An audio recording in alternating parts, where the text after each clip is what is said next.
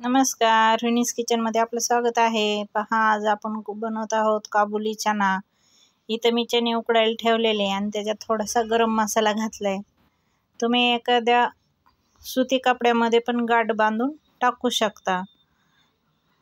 पहा, इथं सगळं खोबरं, कांदा, लसूण, आलं सर्व मी भाजून घेऊन त्याची पेस्ट तयार केलेली आहे आणि थोडेसे परतायला घातली। नंतर टोमॅटो वगैरे चिरून ते पण परतायला घातले।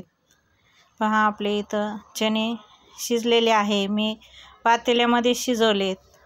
हे पहा, हळद, धना पावडर ते पण आपल्याला टाकून घ्यायचं। थोडासा गरम मसाला तो पण इथं घातलेला आहे।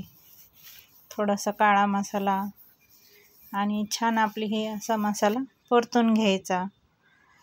ह्या छोले मसाला पण आपण थोडासा घालणार आहोत। हे पहा, छोले मसाला आपण थोडासा टाकलेला आहे। छान मसाला परतून झाला का त्याच्यामध्ये हे आपले काबुली चणे घालून घ्यायचे आणि छान परतून घ्यायचे।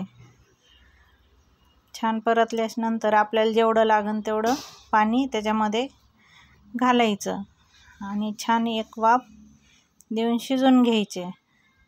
चवीनुसार मीठ वगैरे घालायचं। व्हिडिओ आवडल्यास लाईक, सबस्क्राईब करा, शेअर करा।